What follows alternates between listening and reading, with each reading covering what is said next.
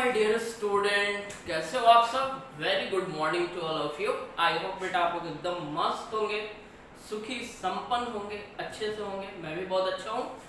And आज मैं लेकर आया हूँ applied physics 1 I mean group A के स्टूडेंट्स के लिए जो अपना चैप्टर चल रहा था रोटेशनल मोशन, उसका वीडियो। रोटेशनल मोशन में इससे पहले बच्चा लोग हम लोग बेसिक डेफिनेशन डिस्कस किए हैं, जैसे ट्रांसलेशनल मोशन क्या होता है, रोटेशनल मोशन क्या होता है, रोलिंग मोशन क्या होता है। देन आफ्टर हम लोग डिस्कस किए थे सेंटर ऑफ मास के बारे में।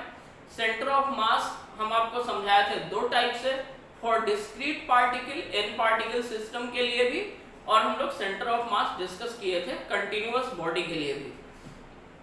आज के क्लास में बच्चा लोग हम लोग डिस्कस करने वाले हैं इसी चैप्टर के छोटे छोटे से टर्म्स जो अपने सिलेबस में गिवन है। एंड प्यारा सा पहला जो टर्म हम लोग डिस्कस करेंगे वो होगा अपना टॉर्क, जिसको हम लोग मोमेंट ऑफ फोर्स भी बोलते हैं। तो पहला जो टॉपिक आज का होगा वो है अपना moment of force. Moment of force के बारे में हम लोग डिस्कस करेंगे। बेटा मोमेंट ऑफ फोर्स को ना टॉर्क भी बोला जाता है। मोमेंट ऑफ फोर्स को एकदम छोटा सा प्यारा सा नाम है इसका, टॉर्क, और इसको ना टाउ से डिनोट करते हैं। टॉर्क को हम लोग टाउ से डिनोट करते हैं, इस तरह का सिंबल है टॉर्क का, ठीक है। अब ये होता क्या है बच्चा लोग, यही अपने को समझना है। बेटा इसके लिए थोड़ा फील, जैसे कि अपना परंपरा है फिजिक्स का मतलब फील, तो पहले फील आना चाहिए। एकदम प्रैक्टिकल बात हमारे साथ कुछ कुछ सोचिए। एक छोटा सा सवाल आपके मन में हम ये डालना चाहते हैं कि बच्चा किसी भी बॉडी को रोटेट करने के लिए, गोल घुमाने के लिए फोर्स चाहिए।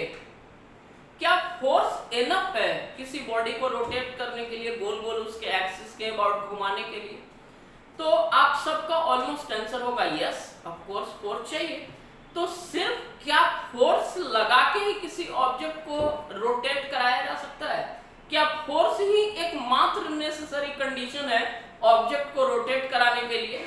फोर्स तो चाहिए, आप सब सही हो, फोर्स चाहिए, बट सिर्फ और सिर्फ फोर्स ही रेस्पॉन्सिबल नहीं होता है किसी भी ऑब्जेक्ट को रोटेट करने के लिए।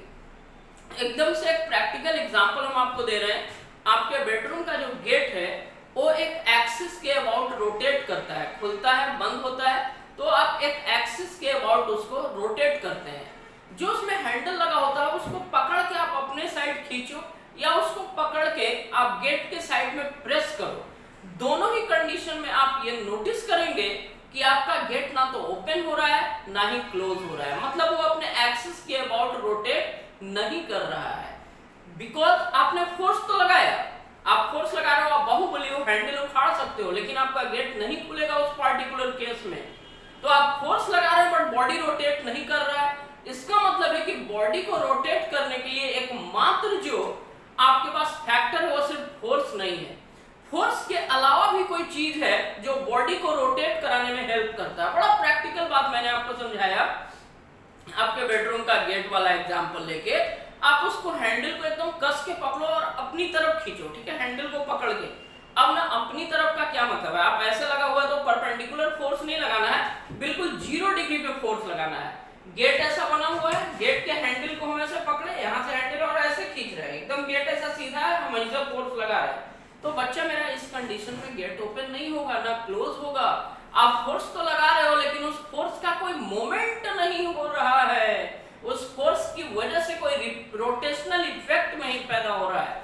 तो आज के बाद आपको माइंड में रखना है कि किसी भी बॉडी को, रिजिड बॉडी को रोटेट कराने के लिए फोर्स तो लगाते हैं, but force is not a single condition to rotate an object about the axis. तो कंडीशन क्या है, वो फैक्टर क्या है जिसकी वजह से ऑब्जेक्ट रोटेट करता है? That particular factor is moment of force, या जिसको हम लोग बोलते हैं टॉर्क। किसी भी ऑब्जेक्ट को रोटेट कराने के लिए बच्चा टॉर्क लगाना पड़ता है, मोमेंट ऑफ फोर्स लगाना पड़ता है। मतलब फोर्स किसी पार्टिकुलर एंगल पे लगाएंगे, ये सब धीमे धीमे करके सिचुएशन में हम आपको समझाएंगे। पहले जो अपना फील देना था हम आपको दे दिए हैं, अब इसके डेफिनेशन पे काम करेंगे, और जो एग्जांपल हम आपको दिए उसको फिजिक्स के अकॉर्डिंग हम आपको प्रूव करके दिखाएंगे कि सच में किसी ऑब्जेक्ट को रोटेट कराने के लिए फोर्स इनफ नहीं है, फोर्स के अलावा भी कोई चीजें होती है जो ऑब्जेक्ट को उसके एक्सिस पे रोटेट कराती है, ठीक है। तो बेसिक डेफिनेशन की अगर हम बात करें मोमेंट ऑफ फोर्स का, तो वेरी सिंपल डेफिनेशन इसका हम लोग बोलेंगे मोमेंट ऑफ फोर्स, ठीक है। हाँ, it is defined as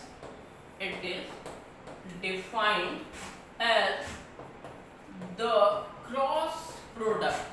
It is defined as the cross product of perpendicular distance. इसको perpendicular पढ़ेंगे आप लोग, cross product of perpendicular distance and force about axis of rotation. About axis of rotation. Means moment of force क्या होता है बेटा? तो moment of force is defined as the cross product of perpendicular distance and force about the axis of rotation. इसका मतलब कि moment of force tau बराबर vector r cross vector f, ये बेटा टॉर्क का फॉर्मूला बन गया। अब यहां से समझिए, दो वेक्टर का जो क्रॉस प्रोडक्ट होता है वो क्या होता है? वेक्टर होता है। और वेक्टर आपको हम अच्छे से समझाए हैं, वेक्टर ए क्रॉस वेक्टर बी बराबर फॉर्मूला होता है ए बी साइन थीटा। बिल्कुल इसी तरह से अगर आप इसको स्केलर टर्म में यहाँ पे लिखेंगे तो आप लिखेंगे tau is equal to R F sine theta, ठीक है। जहां पे बच्चा मेरा आर क्या है? टाउ तो टॉर्क हो गया, आर है आपका परपेंडिकुलर डिस्टेंस। आर क्या है? परपेंडिकुलर डिस्टेंस है। कहां से कहां तक? तो perpendicular distance from point of application of force, point of application of force and axis of rotation, and axis of rotation. मतलब point of application of force and axis of rotation के बीच का परपेंडिकुलर डिस्टेंस होता है r। दूसरा आपका क्या हो गया? f हो गया। f मतलब फोर्स हो गया, ठीक है बच्चा लोग। एंड एक टर्म यहाँ पे है थीटा, तो थीटा है बेटा angle between vector r and vector f। Vector r और f मतलब परपेंडिकुलर डिस्टेंस और फोर्स के बीच का एंगल है, ठीक है। यहां से कुछ इंफॉर्मेशन और भी आप गेन कर सकते हो। जैसे इंफॉर्मेशन आप ऑब्जेक्टिव के लिए माइंड में रखिएगा यहाँ पे। तो सबसे पहला इंफॉर्मेशन जो हम ऑब्जेक्टिव के लिए आपको देंगे, तो यहां से आपको समझ में आ रहा है कि टॉर्क कैसा क्वांटिटी है। तो टॉर्क एक वेक्टर क्वांटिटी है। क्यों है? बिकॉज ये दो वेक्टर का क्रॉस प्रोडक्ट है। दो वेक्टर का क्रॉस प्रोडक्ट का जो रिजल्ट होता है वो वेक्टर होता है। मतलब टॉर्क में हम लोग डायरेक्शन की भी बात करेंगे मैग्नीट्यूड के साथ साथ। तो पहला इंपॉर्टेंट बात कि it is torque is a vector quantity, ठीक है। टॉर्क एक कैसा क्वांटिटी है? वेक्टर क्वांटिटी है। दूसरा इंपॉर्टेंट बात आपको माइंड में रखना है, इसका एसआई यूनिट। तो एसआई यूनिट क्या होगा? जल्दी से बोलो। ये देखिए, आर मतलब परपेंडिकुलर डिस्टेंस, इसका यूनिट मीटर, एसआई यूनिट। और इसका न्यूटन मीटर को आप जूल बोल सकते हो, बट ट्रेंड में टॉर्क के लिए न्यूटन मीटर ही होता है, ठीक है। तो आप लोग इसका एसआई यूनिट याद रखेंगे, SI unit of torque. Torque का एसआई यूनिट क्या होगा? न्यूटन मीटर होगा। टॉर्क का एसआई यूनिट न्यूटन मीटर। फिलहाल ये बेसिक डेफिनेशन आप माइंड में रखिए। फिर हम इसका स्पेशल केस जब आपको समझाएंगे तो एकदम जो प्रैक्टिकल एग्जांपल हम आपको दिए हैं उसको हम एकदम फील करा देंगे। आप इसको जल्दी से राइट करो।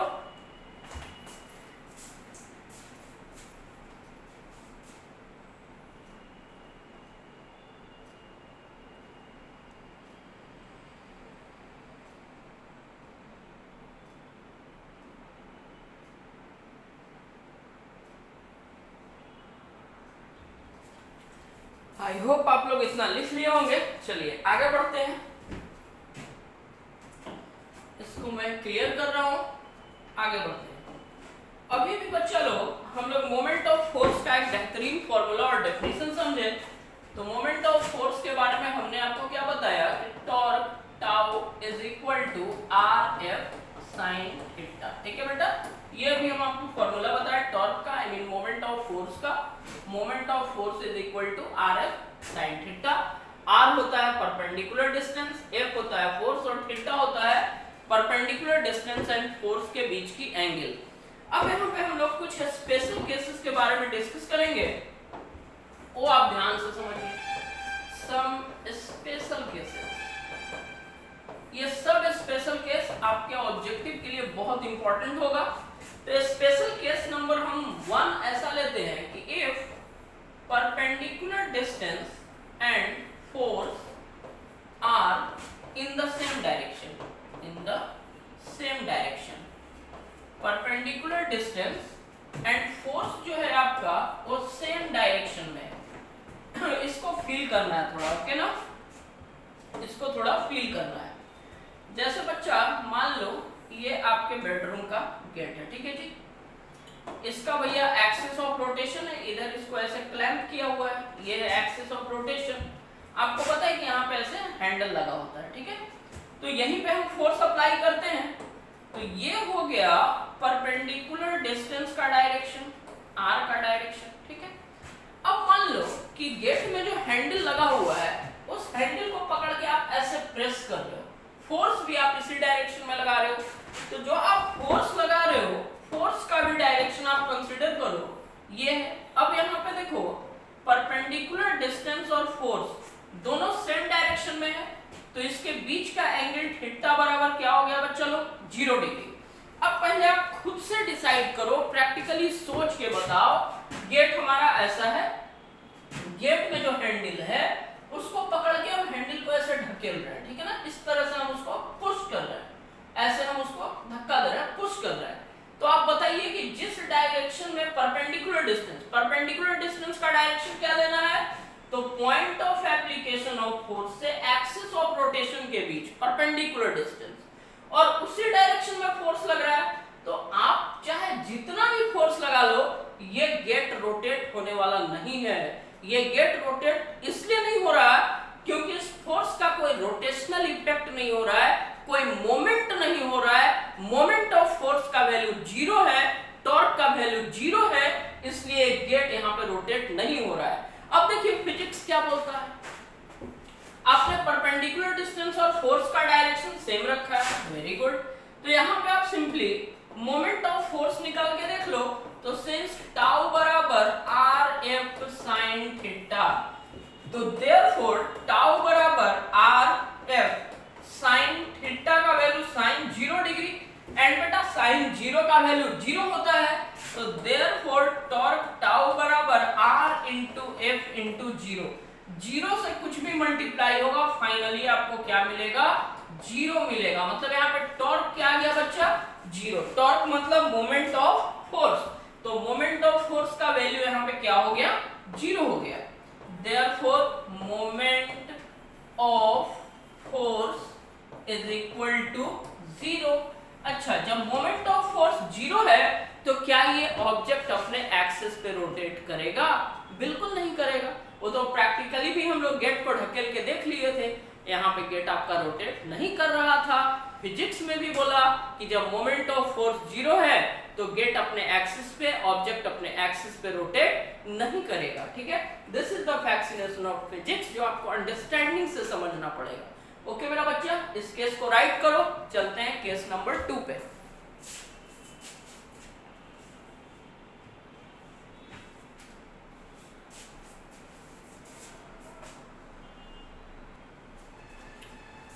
ओके बच्चा लोग, आई होप हो गया होगा।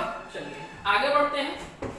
नेक्स्ट हम लोग डिस्कस करेंगे इसका स्पेशल केस नंबर 2, जिसमें हम लोग फोर्स लगाएंगे ऑब्जेक्ट के ऊपर और वो फोर्स लगाएंगे परपेंडिकुलर डायरेक्शन में, ठीक है ना, 90 डिग्री का एंगल बना के। इन जनरल जो हम अपने प्रैक्टिकल लाइफ में करते हैं, हमारा गेट ऐसे बंद रहता है या खुला रहता है, बंद है मान लो, तो ये हैंडल को हम पकड़ के ऐसे खींचते हैं। भैया एक्सिस ऑफ रोटेशन इधर है और ये फोर्स लग रहा है, इनके बीच का परपेंडिकुलर डिस्टेंस और फोर्स के बीच का एंगल 90 डिग्री, जो एकदम प्रैक्टिकली होता है। गेट को खोलने के टाइम या गेट को बंद करने के टाइम जो हम फोर्स लगाते हैं वो परपेंडिकुलर डिस्टेंस पे 90 डिग्री पे फोर्स लगाते हैं। तो इस केस में हमारा टॉर्क क्या होगा, इस इसके बारे में हम लोग बातचीत करेंगे, जो होगा अपना स्पेशल केस नंबर 2। पहला केस में हम आपको समझाएं कि जब फोर्स और परपेंडिकुलर डिस्टेंस सेम डायरेक्शन में होता है तो मोमेंट ऑफ फोर्स का वैल्यू 0 होता है। केस नंबर 2 में हम लोग डिस्कस करेंगे when perpendicular distance and force are perpendicular to each other, perpendicular to each other, एक दूसरे के परपेंडिकुलर है। परपेंडिकुलर मतलब 90 डिग्री का है, ठीक है। चलिए इसको थोड़ा प्रैक्टिकली समझाने की कोशिश करते हैं फिगर बना के। जैसे मान लो बच्चा, ये आपका गेट है भैया, ठीक है। ये हो गया इसका एक्सिस ऑफ रोटेशन, इसी के अबाउट मूव करेगा। ये है एक्सिस ऑफ रोटेशन, ओके। इसमें एक हैंडल लगा देते हैं, ये है हमारा हैंडल, ठीक है जी, ये है हमारा हैंडल। अच्छा, परपेंडिकुलर डिस्टेंस कौन होगा, यहीं पे फोर्स लगेगा, तो यहाँ से एक्सिस ऑफ रोटेशन के बीच का ये परपेंडिकुलर डिस्टेंस हो गया वेक्टर r। अब फोर्स आप ऐसे लगा रहे हो, बाहर की तरफ या अंदर की तरफ, ठीक है। फोर्स बिल्कुल ये जो मार्कर रखा हुआ है ऐसे लग रहा है, ये बाहर आप गेट खोल रहे हो बंद कर लो, इस तरह से फोर्स लग रहा है। मतलब यहाँ पे जो फोर्स लग रहा है बच्चा लोग, ये परपेंडिकुलर डायरेक्शन में लग रहा है। फोर्स आपका ऐसे लग रहा है, ये है आपका F। यहाँ पे आप देख सकते हैं फोर्स और परपेंडिकुलर डिस्टेंस के बीच एंगल कितना बन रहा है, 90 डिग्री का एंगल बन रहा है, ठीक है। अब इस केस में आप समझिए कि टॉर्क का वैल्यू क्या होगा। तो आप सबको पता है टॉर्क टाउ बराबर RF sin थीटा। थीटा का वैल्यू यहाँ पे 90 डिग्री, तो टाउ बराबर RF sin 90 डिग्री। sin 90 का वैल्यू मैक्सिमम, sin 90 का वैल्यू 1 होता है बेटा, मैक्सिमम वैल्यू sin 90 का 1 होता है। तो देयरफॉर टाउ बराबर r इंटू एफ इंटू 1 से मल्टीप्लाई करेंगे तो ये r इंटू एफ रहेगा। This is the maximum torque. ये जो आपका निकल के आया है, this is the maximum moment of force. Maximum moment of force कब होता है, जब आपका थीटा कितना होता है, 90 डिग्री। और थीटा 90 डिग्री का मतलब क्या है कि R और F एक दूसरे पे क्या होंगे, परपेंडिकुलर होंगे। इस केस में मैक्सिमम टॉर्क लगता है। अब सोचिए जो अपने कारपेंटर भाई साहब है वो लोग कितना बड़ा इंजीनियर होते हैं, ठीक है ना। एकदम मस्त ऐसा हैंडल लगाते हैं कि गेट ओपन करने और बंद करने दोनों ही टाइम में फोर्स जो लगता है वो परपेंडिकुलर डिस्टेंस पे 90 डिग्री का एंगल बना के लगता है। तो थोड़ा सा भी फोर्स लगाते हैं, गेट अपना ओपन हो जाता है, बंद हो जाता है, ठीक है। This is the fascination. यही सारी चीजें आपको समझनी होगी। चलिए राइट कीजिए, एक और केस हम आपको समझाते हैं।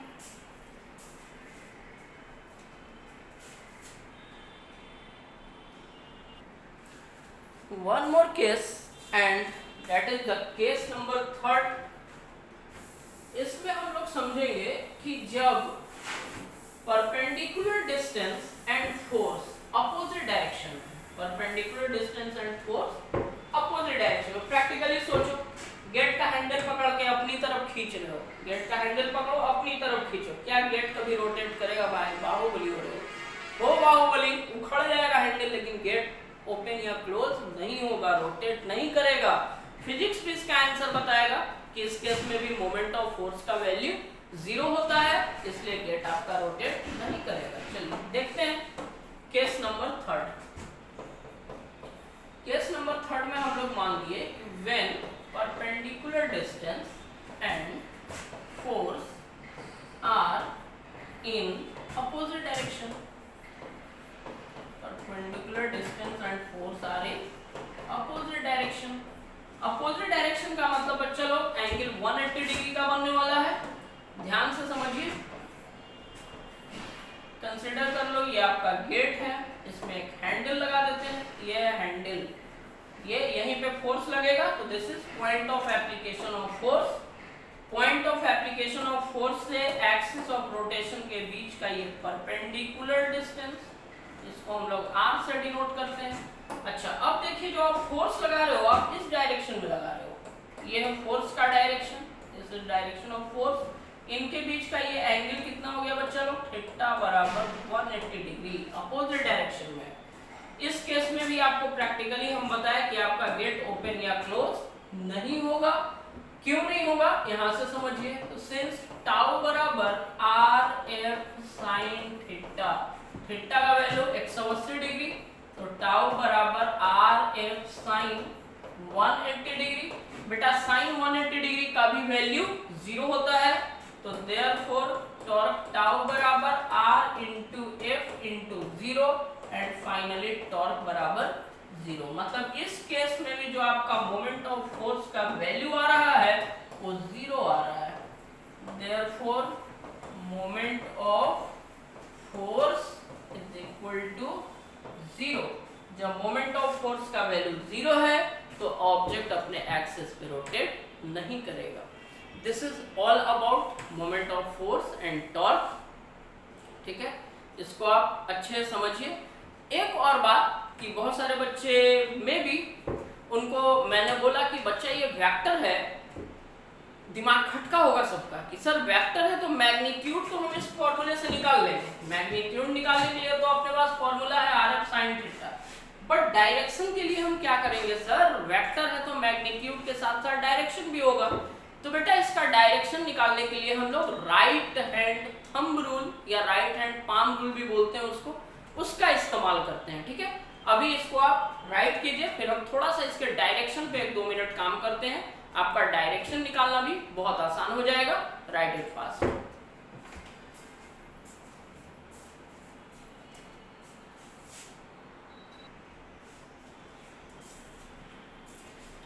हो गया बच्चा लोग, चलिए आगे बढ़ते हैं। अब हम लोग सीखेंगे direction of moment of force या direction of torque. Direction of moment of force, moment of force का डायरेक्शन। तो कुछ कुछ बेसिक बात जो आपको लाइफ टाइम तक याद रखने वाला है वो आप समझिए। टॉर्क टाउ बराबर vector r cross vector f. ठीक है, ये फॉर्मूला है, क्रॉस प्रोडक्ट का फॉर्मूला है। ए क्रॉस बी बराबर a b sine theta, r cross f बराबर आर एफ साइन थीटा। ये सब कुछ अभी आपको समझ में आया है। बेटा क्रॉस प्रोडक्ट का जो डायरेक्शन होता है वो दोनों वेक्टर पे परपेंडिकुलर होता है। पहला इंपॉर्टेंट बात, तो इंपॉर्टेंट बात नंबर 1 जो आपको माइंड में रखना है वो रखना है the direction of torque. Torque बोलना है, मोमेंट ऑफ फोर्स एक ही बात है, छोटा सा वर्ड है, लिखने में आसानी होगा। The direction of torque will be perpendicular on both, दोनों पे vector r and vector f, इन दोनों पे परपेंडिकुलर होगा। ठीक है, अच्छा डायरेक्शन हम निकालेंगे कैसे भैया? तो पहले वेक्टर की तरफ हमको रखना है फिंगर टिप। ये देखिए फिंगर है, फिंगर का ये जो टिप है, जो सामने से आपको इसका टिप नजर आ रहा है, इसको बोलते हैं फिंगर टिप। अभी मैं समझाऊंगा। और दूसरे वेक्टर की तरफ आपको रखना है हथेली, मतलब पाम, और फिर आपको रोटेट करना है अपने फिंगर्स को, कर्ल करना है। जो डायरेक्शन आपके कर्ल करने का होगा वही डायरेक्शन होगा मोमेंट ऑफ फोर्स का। ठीक है, या जो डायरेक्शन आपके थंब का होगा वही डायरेक्शन होगा मोमेंट ऑफ फोर्स का। एक एक स्टेप में समझते हैं। जैसे आप मान लो, पहले समझ लो फिर लिख लेंगे। ये एक पॉइंट है, ठीक है जी, ये एक ऑब्जेक्ट है यहाँ पे। ओके, एक्सिस ऑफ रोटेशन बना लेते हैं। ये हमारा एक्सिस ऑफ रोटेशन, इसी के अबाउट ये ऑब्जेक्ट मूव करेगा। परपेंडिकुलर डिस्टेंस की बात करें तो ये है परपेंडिकुलर डिस्टेंस। परपेंडिकुलर डिस्टेंस हम आपसे ले रहे हैं, ठीक है, और हम इस पे फोर्स लगा रहे हैं, मान लो इस डायरेक्शन में। इस पे जो हम फोर्स अप्लाई कर रहे हैं, ऐसे फोर्स अप्लाई कर रहे हैं, ये हमारा फोर्स। तो यहाँ पे R क्रॉस F का क्या डायरेक्शन होगा? तो आप ध्यान से समझिए मेरा स्टेटमेंट।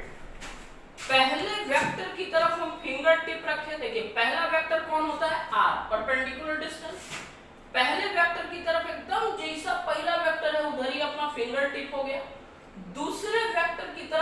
हथेली। तो देखिए दूसरा वेक्टर फोर्स का डायरेक्शन ऊपर है, तो हम अपना हथेली ऊपर कर दिए, ठीक है बच्चा।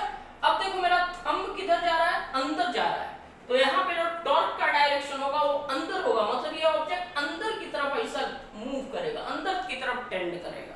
तो यहाँ पे जो हमारा टॉर्क का डायरेक्शन हो गया, टाउ हो गया हमारा इनसाइड। इनसाइड को हम डॉट से डिनोट करते हैं या into the plane of paper, into the plane of paper. Plane of paper के अंदर की तरफ जा रहा है, इनसाइड जा रहा है।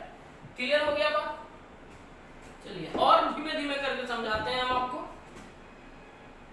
स्टेटमेंट लिखना चाहेंगे तो स्टेटमेंट में पहले लिख दे रहा हूं, एक एग्जांपल भी है आपके सामने। सबसे पहला स्टेटमेंट है put the finger tip along vector r and rotate, घुमाना है, रोटेट योर पाम, पाम को रोटेट करना है along vector f, the direction of thumb, the direction of thumb will give the direction of torque। ठीक है जी। इस statement को बच्चा लोग बोलते हैं हम लोग right hand thumb rule, called as right hand thumb rule. इसको बोला जाता है राइट हैंड थंब रूल। एक एग्जांपल भी आपके सामने। चलिए और भी बातें हम समझाएंगे। राइट हैंड थंब रूल या स्क्रू रूल भी बोल सकते हो। स्क्रू रूल में समझो, पहला वेक्टर जैसे जहां पे दोनों वेक्टर का पॉइंट वहां पे रखे और फिर हम इसको रोटेट कर रहे हैं, ठीक है ना, सेकंड वेक्टर की तरफ। तो देखिए ये अंदर की तरफ जा रहा है, इनसाइड, यहां से भी डायरेक्शन आपको पता चलेगा। इसको राइट कीजिए, फिर और डायरेक्शन पे काम करवाता हूं, एकदम क्लियर हो जाएगा। Right it fast.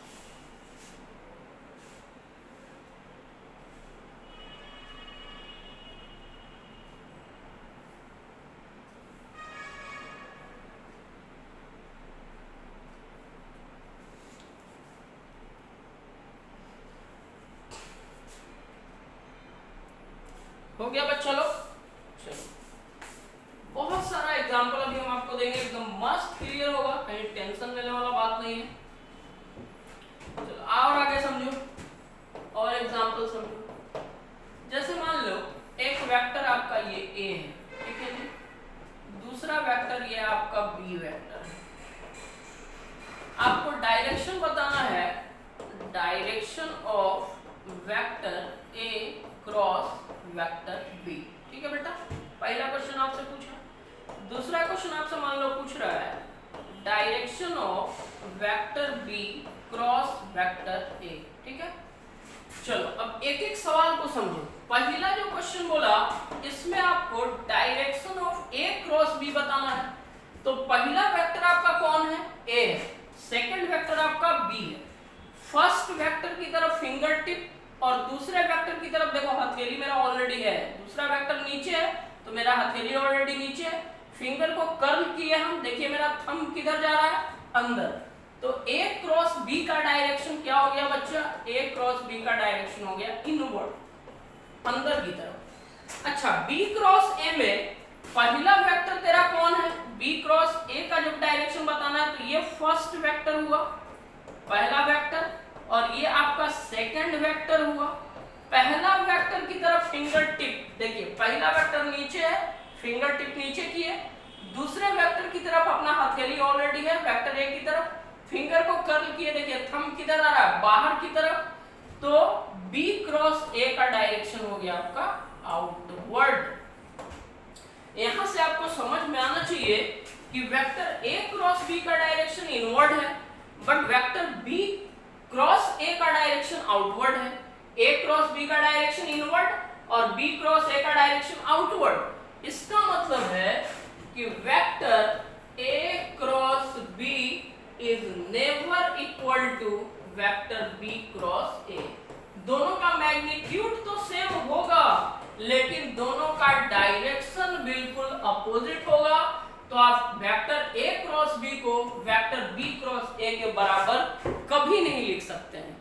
हाँ, ए डॉट बी बराबर बी डॉट ए चलेगा, एकदम परफेक्ट सेंटेंस है, but vector A cross B is never equal to vector B cross A. बेटा यही डायरेक्शन का लोचा रहता है। स्क्यू रूल से अगर समझना चाहते हो तो समझो भाई, ए है पहला वेक्टर, यहां देखिए मान लो हम एक स्क्यू रखे, ठीक, पहला वेक्टर ए है, दूसरे की तरफ हम घुमा रहे हैं, तो दूसरे की तरफ जब हम ऐसे से घुमाएंगे तो हमारा स्क्यू किधर जाएगा, अंदर जाएगा, इनवर्ट हो जाएगा।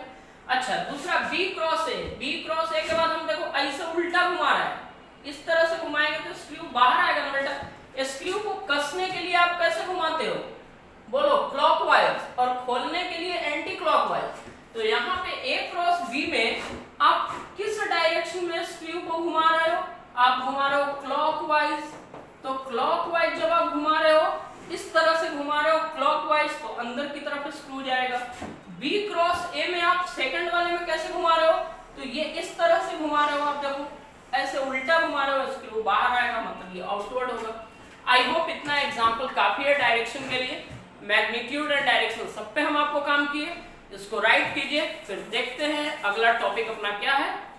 जल्दी से आप इसको राइट करो।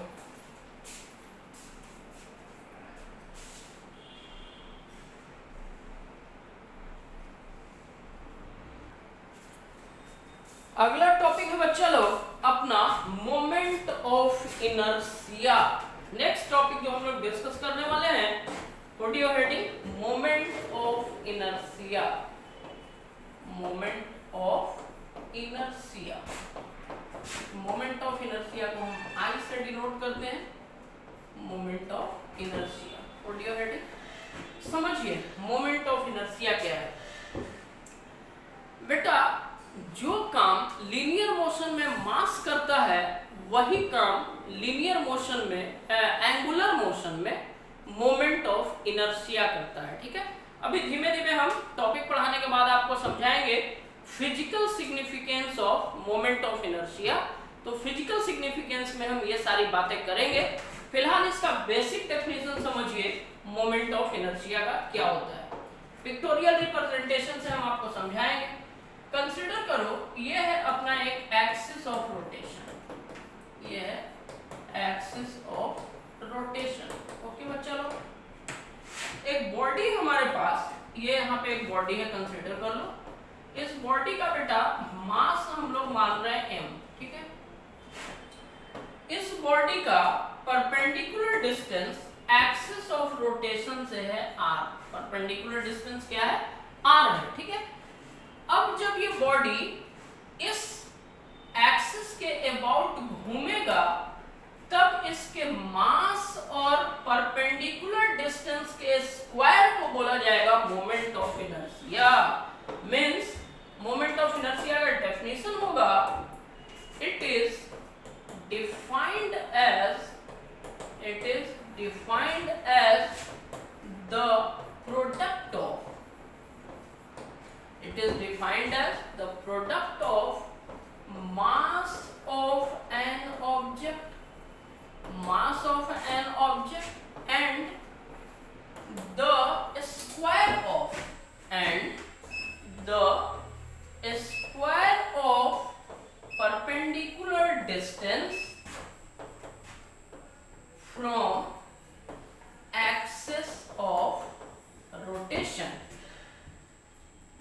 It is defined as the product of mass of an object and the square of perpendicular distance from axis of rotation. ठीक है, तो मोमेंट ऑफ इनर्शिया का फॉर्मूला क्या होगा, I हो गया मोमेंट ऑफ इनर्शिया बराबर ऑब्जेक्ट का मास क्या है बेटा m, ठीक है, और परपेंडिकुलर डिस्टेंस क्या हमने माना है r, तो स्क्वायर करना है ना, and the square of perpendicular distance means mr square. तो ये I बराबर हो गया mr स्क्वायर। I हो गया मोमेंट ऑफ इनर्शिया, m हो गया ऑब्जेक्ट का मास और r हो गया परपेंडिकुलर डिस्टेंस। कुछ और इंफॉर्मेशन यहाँ पे हम आपको देना चाहेंगे। पहला इंफॉर्मेशन जो हम आपको देना चाहेंगे वो ये है कि ये क्वांटिटी बेटा स्केलर क्वांटिटी है। It is a scalar quantity. कैसा क्वांटिटी है ये? स्केलर क्वांटिटी है, माइंड में रखिएगा, ठीक है। दूसरा इंपॉर्टेंट बात इसका एसआई यूनिट। तो क्या होगा एसआई यूनिट? जल्दी से बोलो। मास का केजी, परपेंडिकुलर डिस्टेंस का मीटर, तो इसका एसआई यूनिट हो गया KG metre square. Moment of inertia का SI unit KG metre square, ठीक है। अब ना इसको आप राइट करिए, फिर इसका फिजिकल सिग्निफिकेंस हम समझाते हैं।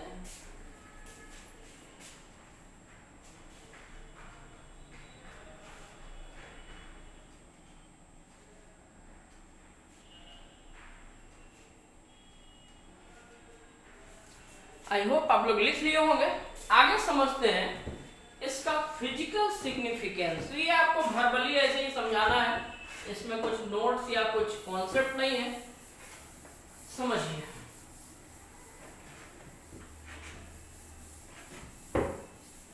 Physical significance of moment of inertia. Physical significance of moment of inertia. पानी चाहिए क्या? Physical significance of moment of inertia. Okay बच्चा लोग समझिए। देखो बेटा, लीनियर मोशन में कोई भी ऑब्जेक्ट अगर रेस्ट में है तो इनर्शिया के कारण वो रेस्ट में ही रहेगा। अगर वो मोशन में है तो इनर्शिया के कारण वो मोशन में ही रहेगा, जब तक कि कोई एक्सटर्नल फोर्स आप उस पर अप्लाई नहीं करते, ठीक है। मतलब when an object is at rest remains at rest, when an object is in motion remains in motion unless any external force act on it। इसको बोलते हैं लॉ ऑफ इनर्शिया या Newton first law of motion. मतलब object rest में है तो rest में रहेगा, यूनिफॉर्म मोशन में है तो यूनिफॉर्म मोशन में रहेगा। कब तक? जब तक कि कोई एक्सटर्नल फोर्स उस पर अप्लाई नहीं होता है, ठीक है। ऑब्जेक्ट के स्टेट को चेंज करने के लिए, रेस्ट से मोशन में लाने के लिए, मतलब उसको एक्सेलरेशन देने के लिए अपने को लगाना पड़ता है फोर्स। बिल्कुल इसी तरह से जब कोई ऑब्जेक्ट रेस्ट में है तो रेस्ट में रहेगा, लेकिन उसको रोटेट कराने के लिए अभी हम आपको बताया कि उस पर लगाना पड़ता है मोमेंट ऑफ फोर्स, जिसको हम लोग बोलते हैं टॉर्क, ठीक है ना। तो physical significance moment of inertia का आपने को समझना है कि एक्चुअली में मोमेंट ऑफ इनर्शिया क्या फील कराता है। तो लीनियर मोशन में जो काम मास का होता है, एंगुलर मोशन में वही काम होता है आपका मोमेंट ऑफ इनर्शिया। समझिए, थोड़ा थोड़ा सा और डेफिनेशन टाइप से मैं आपको समझाऊंगा। आपको पता है F बराबर m इंटू ए। लीनियर मोशन में नेट फोर्स बराबर मास इंटू एक्सेलरेशन। अगर आप इसको एंगुलर मोशन में इस फॉर्मूले को चेंज करना चाहते हैं तो जो काम लीनियर मोशन में फोर्स का होता है वही काम एंगुलर मोशन में टॉर्क का होता है। जो काम लीनियर मोशन में मास का होता है वही काम एंगुलर मोशन में मोमेंट ऑफ इनर्शिया का होता है। ए मतलब लीनियर एक्सेलरेशन, अल्फा का मतलब एंगुलर एक्सेलरेशन, ठीक है। मींस यहां पे जो मोमेंट ऑफ इनर्शिया है, this plays the same role as mass in linear motion. यही आपको फिजिकल सिग्निफिकेंस में माइंड में रखना है कि मोमेंट ऑफ इनर्शिया act या play the same role in rotational motion which mass plays in linear motion। यही फिजिकल सिग्निफिकेंस है इसका कि लीनियर मोशन में जो काम मास करता है, एंगुलर मोशन में वही काम मोमेंट ऑफ इनर्शिया करता है।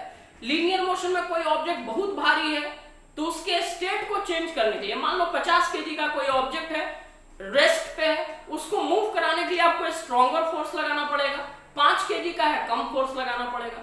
उसी तरह से रोटेशनल मोशन में जिस ऑब्जेक्ट का मोमेंट ऑफ इनर्शिया ज्यादा है, उसको एक्सेलरेट करने के लिए, उसको रोटेट करने के लिए आपको ज्यादा टॉर्क लगाना पड़ेगा। क्लियर है बात? मींस फिजिकल सिग्निफिकेंस में आपको माइंड में ये रखना है कि moment of inertia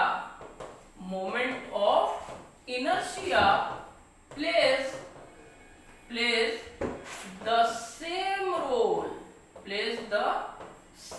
role as that plays the same role in rotational motion, plays the same role in rotational motion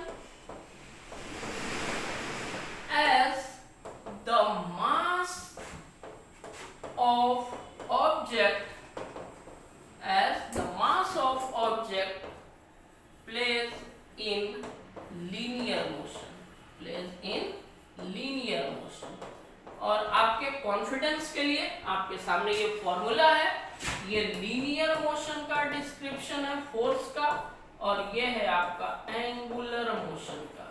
आप दोनों को कंपेयर करके समझ सकते हो कि जो काम मास करता है लीनियर मोशन में वही काम मोमेंट ऑफ इनर्शिया करता है एंगुलर मोशन में। This is the physical significance of moment of inertia. I hope इस वीडियो का सारा टॉपिक आपको समझ में आया होगा। फिलहाल इस लेक्चर में इतना ही, जल्दी मिलते हैं अगले लेक्चर के साथ। Keep healthy, keep studying, keep safe at home. Thank you for watching. One more thing कि बच्चा अभी तक मैं ये नोटिस कर रहा हूँ कि मेरा जो YouTube चैनल है अपना ओरिजिन फिजिक्स, उसमें बेटा जो मेरे व्यूअर्स हैं उसमें 62% सिर्फ हमारे चैनल को सब्सक्राइब किए हैं, बाकी 40% व्यूअर्स जो है वो हमारे चैनल को सब्सक्राइब नहीं किए हैं। पता नहीं, आई डोंट नो व्हाई। वो तो YouTube स्टूडियो में सारा डिटेल बताता है। अगर आपको मेरा वीडियो पसंद आता है तो आप बिल्कुल लाइक करें, कमेंट करें, कोशिश करें सब्सक्राइब करने का अगर आपको कोई प्रॉब्लम नहीं हो तो, ठीक है। जो भी हो फैक्ट होना चाहिए, ऐसा नहीं है कि मैं आपको इम्प्रेस करने के लिए, अपने चैनल को प्रमोट करने के लिए ऐसा कुछ बोल रहा हूँ। बट अगर आप इतना ज़्यादा मेरा वीडियो देखते हो तो भाई सब्सक्राइब करने में क्या प्रॉब्लम है, आप कर सकते हो, लाइक कमेंट भी कर सकते हो, ठीक है। चलिए फिर मिलते हैं अगले लेक्चर में। Thank you for watching, keep safe at home.